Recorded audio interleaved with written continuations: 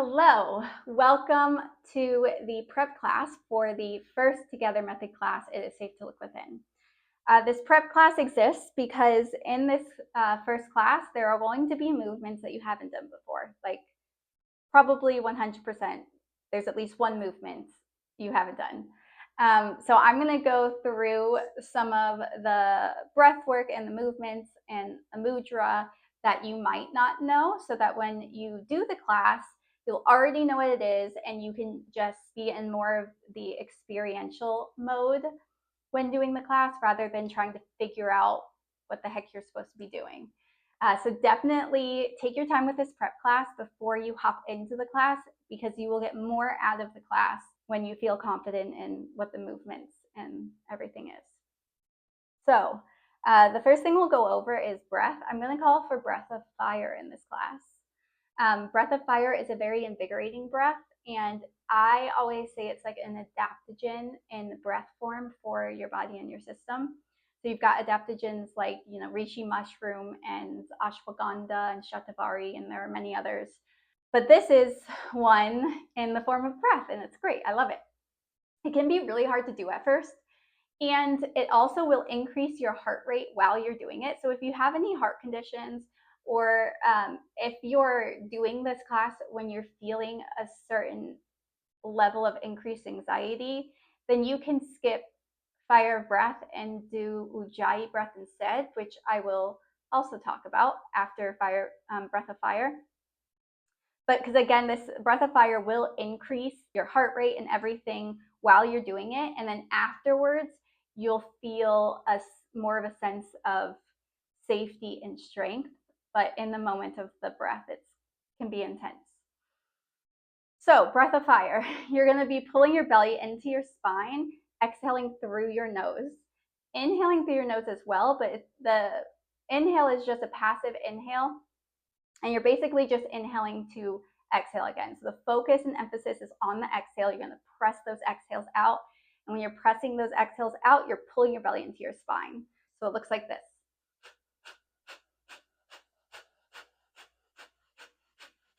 So you want to keep your spine nice and elongated as you're doing this breath.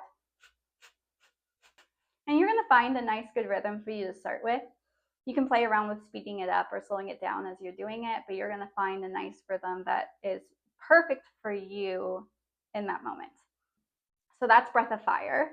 And then if you're not going to do breath of fire, you can either just do regular calm deep breathing, or you're going to do ujjayi breath, which is a more amplified version of calm deep breathing, where you're constricting the back of the throat and making an ocean-like sound or Darth Vader-like sound with your breath. So the way that happens, if you bring your hand up in front of your face, pretend like it's a mirror, and then try to fog that mirror up with a like.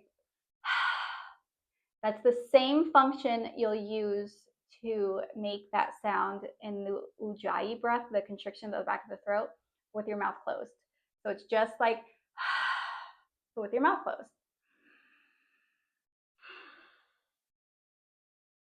So that's ujjayi breath. So you can do the strong, deep breathing, the regular, or you can amplify it with ujjayi breath, constricting at the back of the throat. Or take it even further, amplify it even more, breath of fire.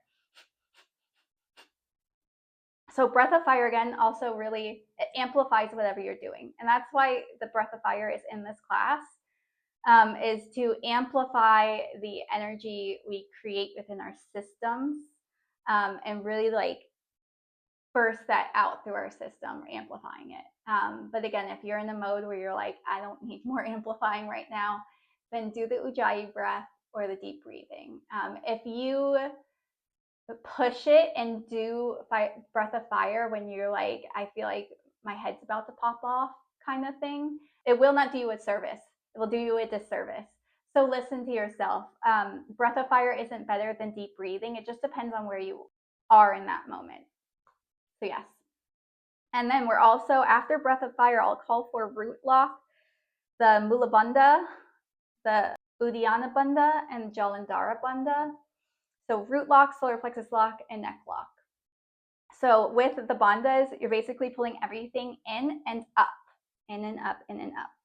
So I'll turn to the side for this. So for the root, you're gonna squeeze everything in like you're holding in, like you gotta poop and pee at the same time, and there's no bathroom around, and you're holding it in and squeezing it in. But not just squeezing, you're also going to guide it upwards. Because basically, when you do Mula Bandha, when you do these bandhas, you're guiding the energy from your root all the way up through your spine, up into the crown of the head. So squeeze that root in and up. And then for the solar plexus lock, you do the same thing. You squeeze, you pull your belly button into the spine, squeeze that area in and up, activate it in and up, and that rib cage is going to knit together, and that sternum is going to reach forward and up. And with the neck lock, again, that sternum reach forward and up, you're going to activate the back of the neck, lengthen through the back of the neck. The chin is going to tuck in just because you're lengthening through that upper neck part. So the chin isn't tucking into the chest like this, but you're activating and lengthening the back of the neck. Therefore, the chin is going to slightly tuck in just to lengthen through the back of the neck. And so with the bandhas, I like to say activating. You're activating the root, you're activating the solar plexus, and you're activating the back of the neck. So again, the rib cage knits together and the chest reaches forward and up. I remember when I first learned the bandhas, I was like, oh, this is so complicated, and I felt like I couldn't do it. It's really not that complicated. It really just is squeezing and activating and pulling in and up, and that's really all it is. So don't think about it too much. Okay, so those are the bandhas, and then we're also going to be using a mudra, the Mahamayuri mudra, which means great peacock, and the peacock symbolizes great wisdom and awakening, and it activates the crown chakra and also brings in great clarity and wisdom. So it helps to transmute what feels chaotic or confusing within our systems into clarity, and it helps clarify our thought process as well. So this will be a very helpful mudra as we connect to everything that may not feel so safe within us. So to do that Mahamayuri mudra, you're going to clasp your hands together. You bring your pinky finger together and your thumb together. And when I was doing the class, I found that actually bringing this mudra to my crown area helped me connect more to the crown chakra. We'll also be chanting the vowel sound of E to activate and connect to and really release and express the energies of our crown chakra. So it sounds like this.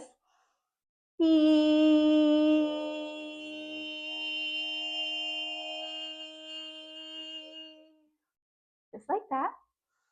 And then we'll also be chanting the bija mantra for the root chakra, which is Lam, L-A-M, but it's pronounced L-U-M. And when you chant the bija mantra, you're going to emphasize the L and the M. And it's going to be kind of like a whisper. It doesn't need to be loud. And it's going to increase the energies of the root chakra, which are feelings of safety and belonging, increase the elements of the or increase the earth element, which is stability within the mind and the thoughts, stillness, presence. The earth element is the densest element, and it is still and present and calm, like that. Very nice. So chanting that bija mantra is going to increase the root chakra and the earth element, and it sounds like this.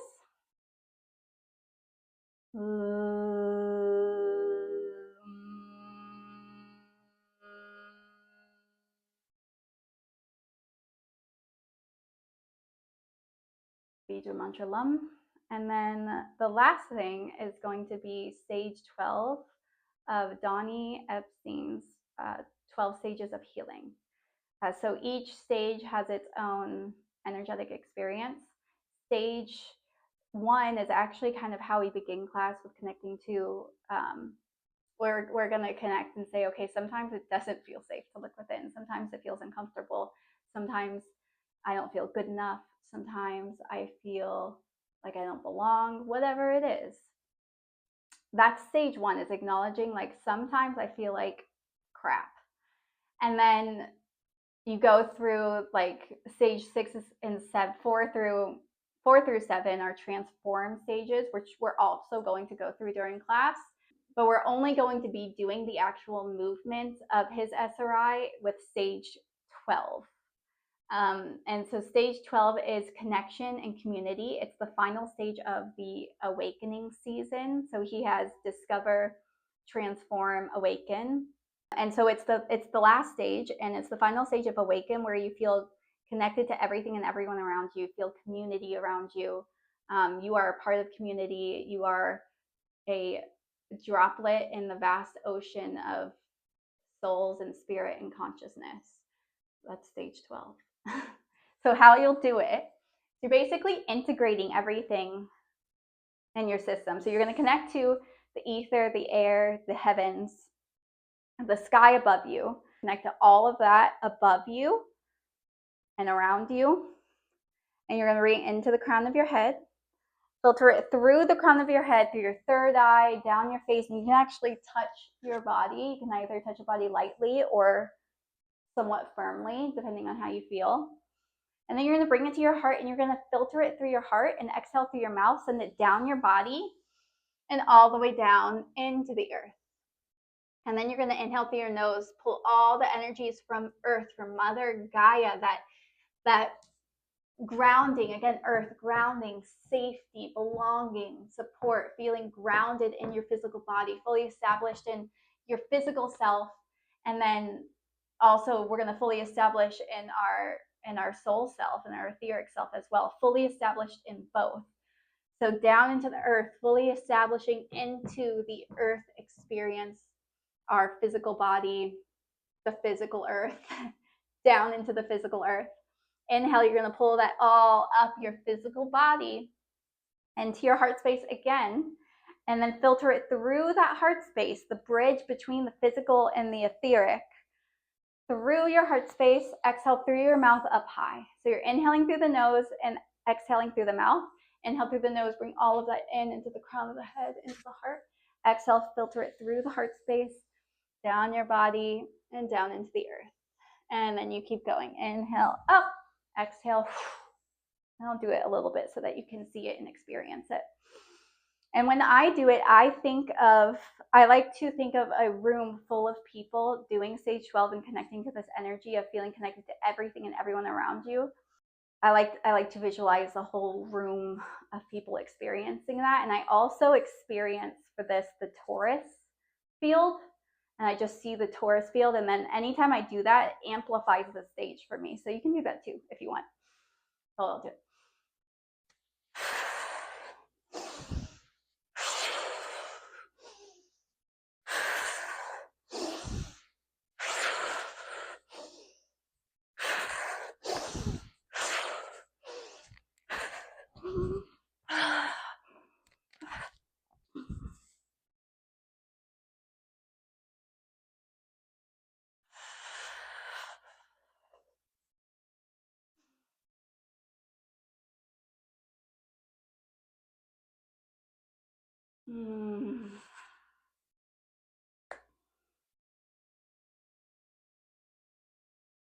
So connect to the movement of this, connect to the breath, connect to the energetics associated with it,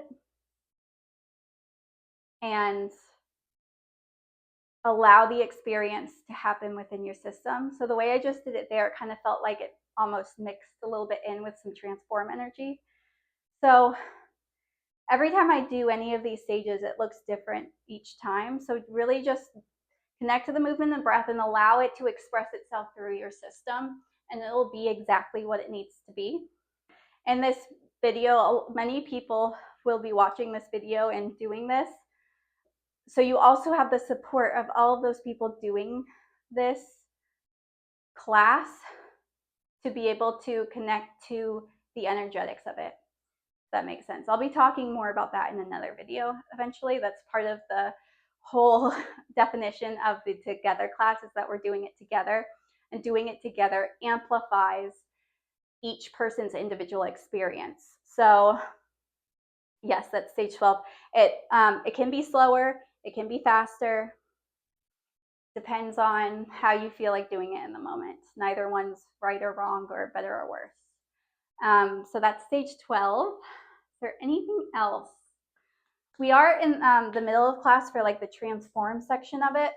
We're going to be punching, and you're connecting to, when we're punching, we're connecting to all of like the frustration we feel in our systems.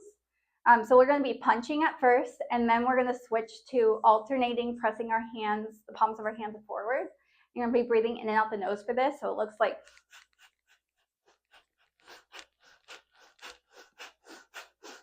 and you're connecting to anything in your field that feels like one part of you is trying desperately to move forward and access what you sense is possible, more love, more joy, more connection, more extraordinary. And then the parts of you that feels like it's, oh, I just can't get there, I'm stuck, it's pulling me back. That's what you're connecting to here. And within that frustration, within that tension, are seeds of fire and transformation that will burst you into who you are wanting to be and what you are wanting to experience and access. So that frustration and the tension is there for you. So here we're connecting to it, and we're also activating and increasing that frustration and the tension by doing the punching motion. So we're increasing it, activating it, connecting to it, and then we're connecting to that push and pull motion by doing this and out the nose. And so that's what that looks like. And you're connecting to all of the tension and frustration and just allowing it to be there with you and being present with the tension and with the frustration, and being present with it will allow it to do what it so desperately wants to do for you and act as an agent of transformation for you. So that's what that is. And then I think that's it.